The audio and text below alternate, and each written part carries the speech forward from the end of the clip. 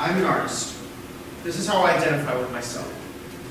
These things I really enjoy in life are all based in the arts. Acting, singing, dancing, as well as visual arts are all the things that spark and hold my interest in what I'm passionate about. Music, dance, creative writing, visual expressions, it's good not only for the person doing it, but it's good when you're observing.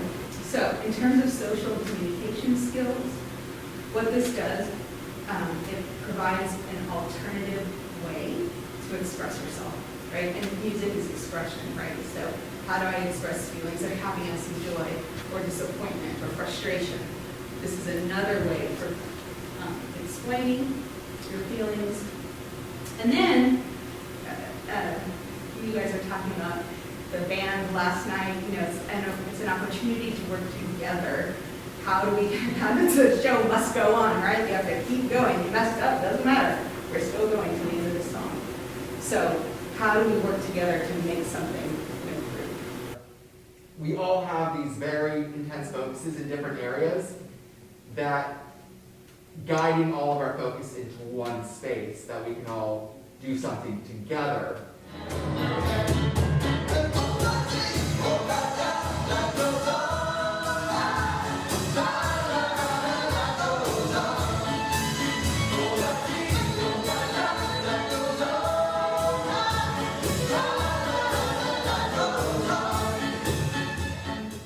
How do you find people to work with, to play with, to practice with, to make music with? How do you find fellow musicians? I live in a really small town, and it's not like New York where you can just find different kinds of people that fit your interests. But I started just putting myself into every musical situation I could get into. Open mic, church, just doing more Zoom songwriting classes. And you're not going to click with everybody, but I found I've clicked with people in almost everything. I've tried at least one person, and I build the relationships, and now I know producers and other songwriters to work with. And I don't really have anybody in my town still but I met people like when I went to Colorado, and we formed a band, and we're all in different states, but we're going to write virtually. And so just keep, my suggestion to that would, it's not easy, but just keep putting yourself in as many musical situations as you can, and you'll find a person here, a person there, and that will build on itself.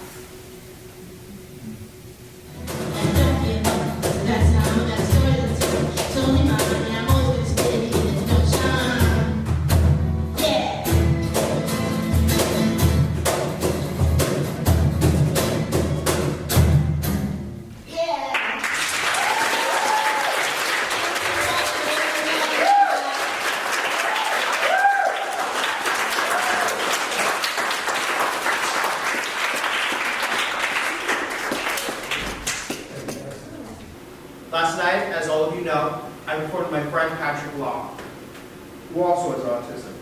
Patrick and I met at the Band Together Autism Open Mic, and we performed together both at the open mics and in other places, and also at Band Together events several times now. At first, I wasn't sure about working with him, to be honest, but he is very talented, and I learned a lot working from him. We don't really talk about much besides what we were working on. We're both passionate about what we do, and that is what I like to hear. You ain't nothing but a hound dog, crying on the side. You ain't nothing but a hound dog, crying on the side. You ain't never caught a rabbit, and you ain't no friend of mine. Rarely do I ever look out for people like me. Usually, I have outside forces bring them to me. I'm talking about Mom here. She was the one who came up with the suggestion that maybe it could be a good collaboration. Let me tell you, when I see certain people like me, and I realize how weird I am to them, it can really makes me even more aggravating, because I come off as unnatural to natural people, all that. But at the very least, Joe provides a counterbalance for me. He does all the the high fancy speeches, and I just stay in the background until I'm needed. Collaboration can be really vulnerable. But what you just described there was finding someone who is like the perfect complement to what you do. Well, at first, Patrick can be quiet at times, and I try to connect with him in some things, and that's good. But in the end, like, I'm happy I worked with him. I'm happy I'm still working with him, because he is a talented pianist and a singer, and I'm grateful and blessed. You're gonna see it's our destiny. You got friends in me. Yeah, you all got friends in me. Yeah, you got friends in me.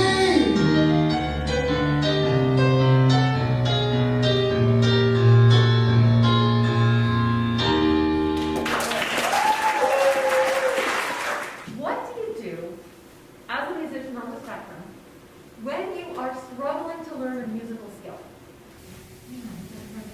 You know, just on the subject, I wonder if anyone else feels this way that's on the spectrum with music. I know, like, I had a lot of trouble learning the number system. I had a teacher that tried to teach me on paper. But then on my worship team, my worship leader, like, stopped coddling me one day, just decided he was only going to use numbers. And I was like, wait, what's going on? And he would just say the number, and I had to say, oh, okay, I started getting it because it was an actual application in the moment to the song that I knew, and I learned the numbers quickly that way. And I wonder if that's for anyone else, if you need to do things like instead of learning on paper or being taught it or told it, if like you need to be hands-on with it. I was wondering if that's common or not. That seems like that's a big theme. Yeah, Joe? I think it can be very common. And I think that like, with most people, it can be, I just want to say something, like, I know it's not easy. We all have our moments, the meltdowns and stuff, and we get upset, sadly, when we have something we don't understand. But I say just be patient. If you're going into this field and you have someone who's on the spectrum, be patient. Try to understand the problem, and just work with, and just don't stop at nothing to help this person. How does autism affect you as a music teacher? If it affects you at all? As a music teacher, well, I know that when I was taking lessons, how frustrating it was when teachers used a lot of words, and how it was much better for tactile and demonstrations. So I guess when I teach, I try to remember Take this way. more demonstrating, less talking. That seems like it works. So that's good. So it makes you more sensitive to your students. Basically, whatever it is from Bravo or scales or whatever, it has to be satisfying to do. So you have to look for satisfaction. And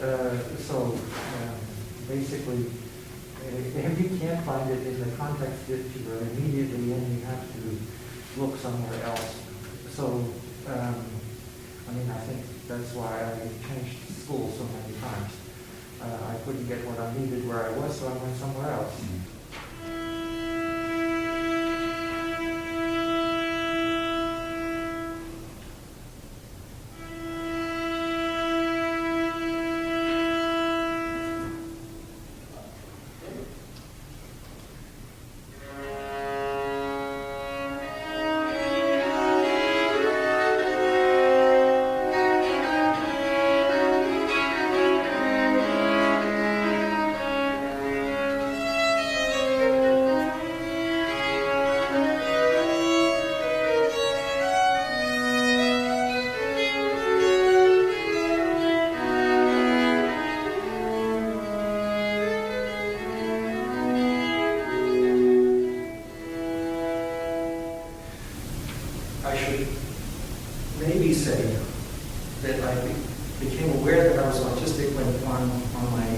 son's 10th birthday, some of the people in his class lured him to the corner of the schoolyard where the dumpster was, and they tried to throw him in the dumpster.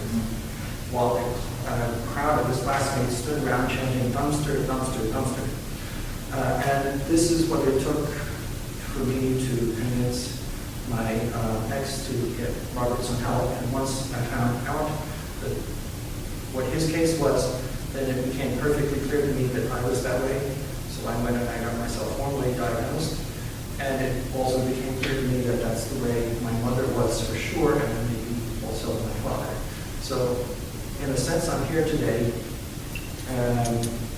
looking over the treatment of the world to my family over 3 generations and thinking, I'm not sure that we're going in a direction that looks good to me for autism.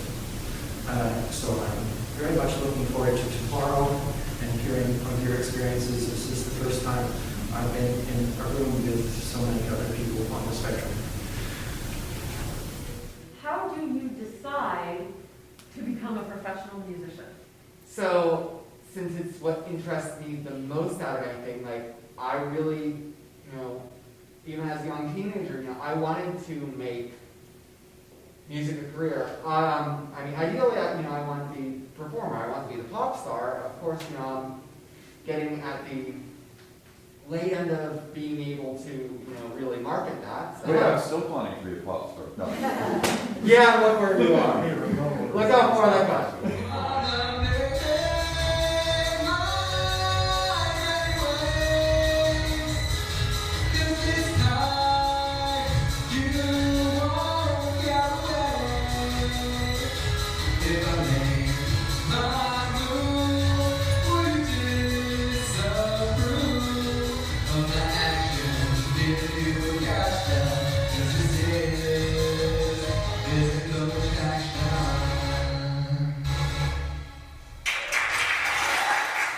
Yeah, so it's always been my biggest interest, and thankfully through band together, it came down to having someone who has some connections to say, hi, we'll let you shadow someone who does live sound, we'll let you shadow someone at a studio, and then actually give you the chance to do some of it yourself.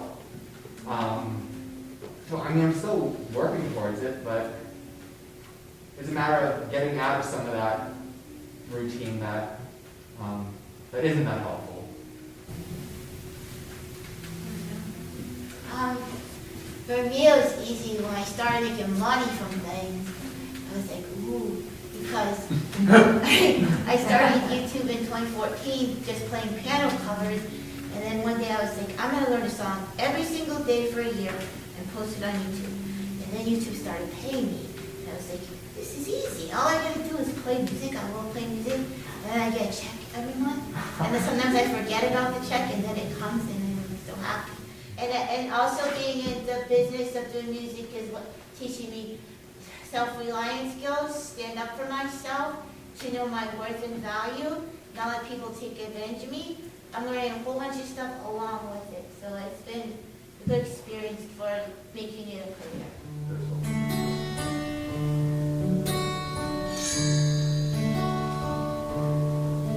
There's a little bitty part of me that knows I'll never be a rock star like Bon Jovi. I'm just me, and that's okay.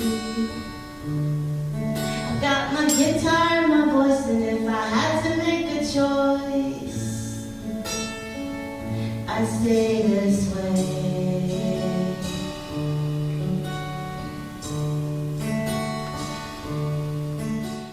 I want to say something, and this is no shade to you, Mom. No shade to you. I do the same way towards her sometimes because she can make decisions on a lot of things, like how I should dress or for events, or like you said, who should I collab with?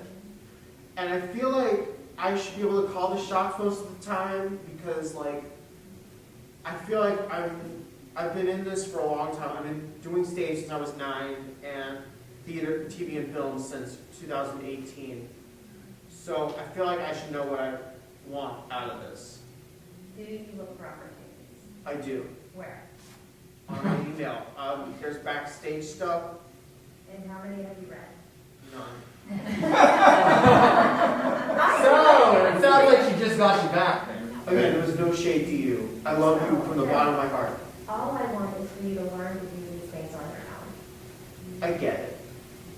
That's all. Because when you tell me day in and day out, this is your dream, and the world would be nothing without dreamers and artists, and that is for sure, and I know you've got the talent. So, just want to see if you live it, because I hate I tell them every day, I'm not going to be here forever, you got to learn how to do this stuff by yourself, and I get it. just want to tell them. I found that if you want to make a career, you have to go after it, because it's going to be really hard if you wait for someone to tell you about an opportunity. For me, I look for opportunities constantly. I'm on my computer all day. So sometimes too, the fact that you have autism can be a help, because you have a level of diversity that people are looking for right now. And I'm not saying like use it as an excuse, but more show that you have diversity, and people, companies right now are going crazy looking for autistic artists, musicians, workers, and it's really our time right now to shine.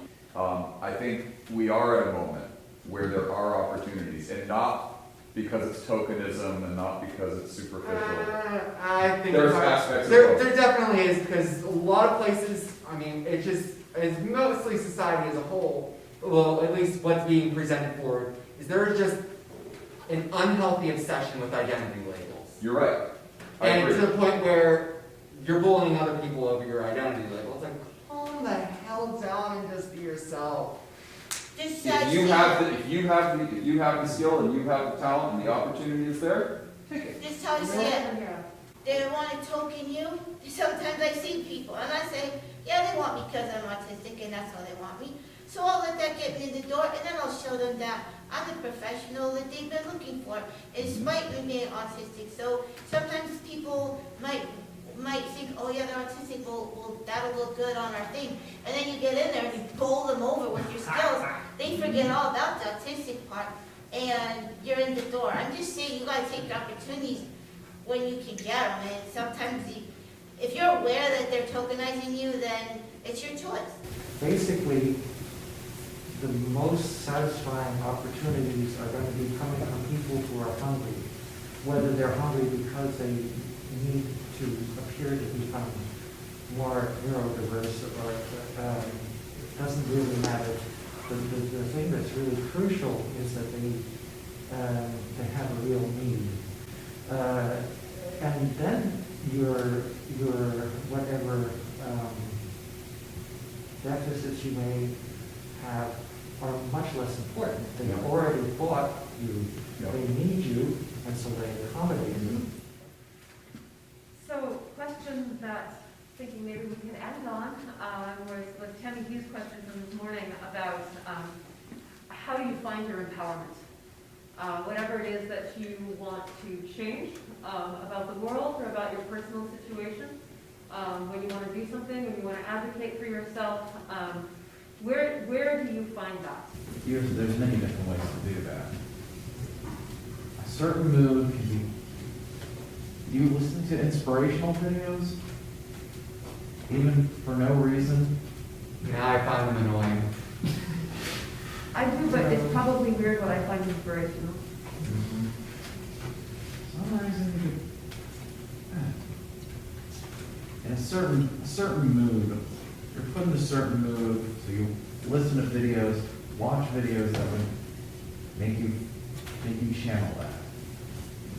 Well, Patrick, I know with you that often you don't seek out opportunities or to have power. You'd rather stay quiet and into yourself and doing your own things. But when you go and do your stuff, afterwards, you're a whole different guy. And you have power then, and you feel your power. So I always feel like with you, it's like getting you to the starting line. And then once you're there, you take that power onto yourself. Fair enough. I think I agree with that statement. I'm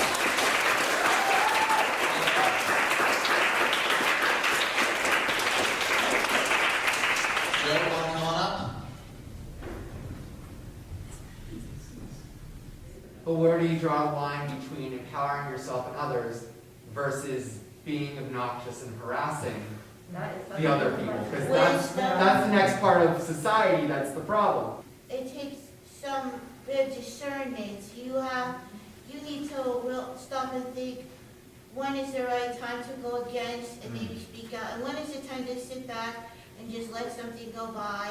And that comes with age and experience. And I've been learning that, like you were saying, as you get older, you learn basically when to fight your battles, and it's not always. And where the base of that comes from? Having humility.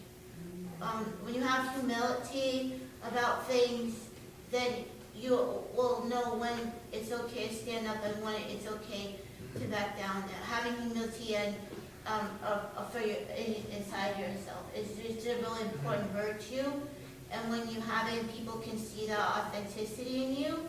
I think it's a really great. It's empowering in itself because people want to listen to you when you exercise humility. But also, my experience says to me that being a lifelong learner is also very empowering. It's true that it takes energy, but you'll probably stick to something that you actually find interesting. And if you actually stick to it, then it doesn't actually take very many decades before you know more than the rest of the guys. This is literally the case, right? You know, Pablo Casals, he was a legendary cello player, and I guess he lived to a very old age. And when he was 90, some New York Times interview with him, and he would practice every day when he was 90. And the interviewer says, you're 90, you're already the world's greatest cellist player, you've done everything, cellist, why are you still practicing? And Casals thought about it for a second. I think I'm still making progress.